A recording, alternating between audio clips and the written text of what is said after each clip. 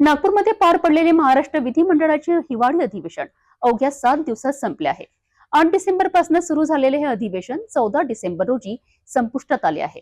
मात्र या 7 दिवसांच्या अधिवेशनातून विदर्भाच्या वाट्याला नेमकं काय आलं आहे? सत्ताधारी शांत, विरोधक संतप्त, वेगळ्या विदर्भाची पुन्हा एकदा चर्चा आणि कोट्यावधींच्या खर्चावर प्रश्नचिन्ह, या सगळ्याचा आढावा घेतला आहे प्रतिनिधी नितेश किल्लेदार यांनी. नागपूर विधान भवनात पार पडलेले हिवाळी अधिवेशन यंदा केवळ 7 दिवसांचे होते. 8 डिसेंबर पासून सुरू झालेल्या या अधिवेशनात पहिल्याच दिवशी अर्ध्याहून अधिक आमदार अनुपस्थित होते. इंडिगोच्या फ्लाईट रद्द झाल्यामुळे अनेक आमदारांना रेल्वे आणि खासगी वाहनांनी प्रवास करावा लागला. तर दुसऱ्या दिवसापासून मात्र सभागृहात मोठ्या प्रमाणात उपस्थिती दिसून आली.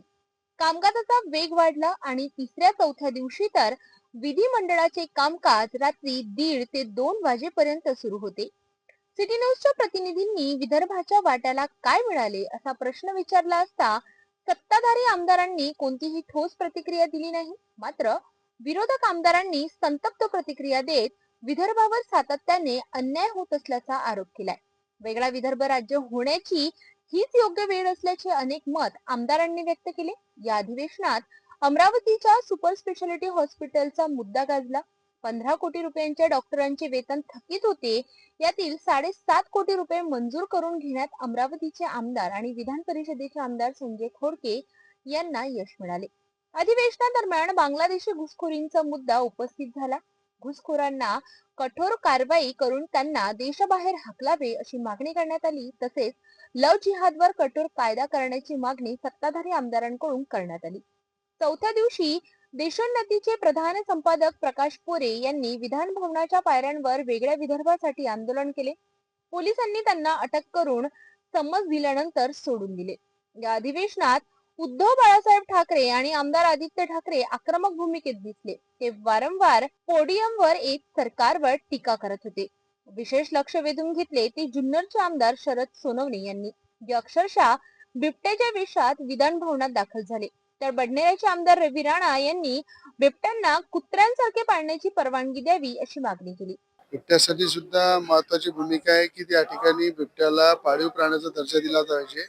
अनेकांना जे जे शक्य होत असेल त्यांना पाळू दिलं पाहिजे. त्याला लहानपणापासून जर त्याची सवय जर लागली तर बाबा आमटीने जसं आपल्या वनामध्ये बिबटे पोहोचले, आपण वनतारा जे डेव्हलप केलं अंबानी परिवाराने, तसं प्रत्येक जिल्ह्यामध्ये उद्योगपतीच्या माध्यमातून वनतारा डेव्हलप केलं पाहिजे, त्याला संरक्षण दिलं पाहिजे.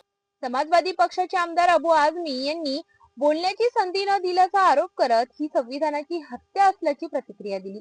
मुस्लिम समाजाला टार्गेट केले जात असल्याचाही आरोप त्यांनी केला. दरम्यान नाशिकचे पालकमंत्री गिरीश महाजन यांनी येणाऱ्या सिंहस्थ कुंभासाठी मोठ्या प्रमाणावर तयारी सुरू असल्याचे सांगितले. जगभरातून 4 पटीने भाविक येणार असल्याचा अंदाज त्यांनी व्यक्त केला.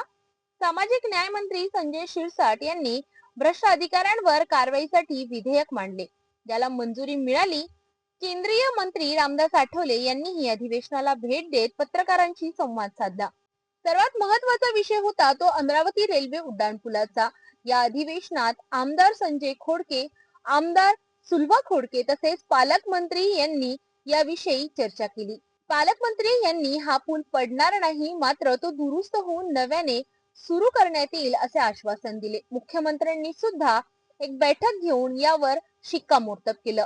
हा अत्यंत महत्वाचा निर्णय अमरावती शहरासाठी या अधिवेशनात घेण्यात आला. वो ब्रिज कैसा चालू करे उसके लिए महारेल ने प्रपोजल किया है, उसको स्ट्रेंथनिंग करने का, और महारेल ने उसका एग्रीमेंट बनाया है. पहले तो हमें वो ब्रिज चालू करना है. वहां पर जो एक आज रिपोर्ट है कि वो ब्रिज चालू नहीं कर सकते, वहां पर दुर्घटना हो सकती है, गिर सकता है. तो महारेल ने इसके ऊपर काम किया है. वो इसको स्ट्रेंथनिंग करने का प्रस्ताव दे रहे हैं और साथ साथ में इसको नया ब्रिज बनाने का भी प्रपोजल. शेवटच्या दिवशी मुख्यमंत्री देवेंद्र फडणवीस यांनी पत्रकार परिषद घेत या अधिवेशनात विदर्भाचा संपूर्ण अनुशेष भरला गेल्याचा दावा केला. तर उपमुख्यमंत्री एकनाथ शिंदे यांनी लाडकी बहीण योजनेत 2100 रुपये देण्याचा सरकारचा मानस असल्याचे सांगितले. याला उत्तर देताना उद्धव ठाकरे यांनी शेतकऱ्यांची कर्जमाफी होणार नाही आणि सरकार खोटी आश्वासने देत सत्तेवर आले असल्याचा आरोप केला.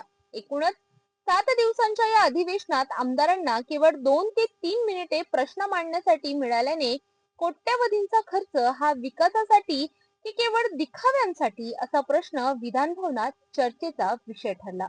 या अधिवेशनात एक अत्यंत महत्वाची गोष्ट ही पाहायला मिळाली की सत्तेत असणारे आमदारच सत्तेविरुद्ध बोलत होते. स्वतःच्या सरकारवर आरोप करत ताशेरे ओढताना बरेच आमदार या अधिवेशनात पाहायला मिळाले. स्वतःच्या सरकार विरुद्ध बोलत त्यांनी सरकारच्या कामकाजातील कमतरता या अधिवेशनातून दाखवून दिली. आता यानंतर पाहणं महत्वाचं हे ठरेल की पुढच्या अधिवेशनात या गोष्टींवर सरकार काय काम करतं आणि जी कमतरता या अधिवेशनात निदर्शनास आणून दिली आहे त्यावर सरकार काय उपाययोजना करतं. पुढील अधिवेशनाची घोषणा या अधिवेशनात करण्यात आली. फेब्रुवारी महिन्यात राज्य सरकारचं उन्हाळी अधिवेशन होणार आहे आणि हे अधिवेशन राज्याच्या दृष्टिकोनातून अत्यंत महत्वाचं असणार आहे. 7 दिवसांच्या हिवाळी अधिवेशनानंतरही विदर्भाच्या विकासावर प्रश्नचिन्ह कायमच आहे. खरंच अनुशेष भरला गेला आहे की केवळ घोषणाच झाल्यात, याचे उत्तर येणारा काळच देईल.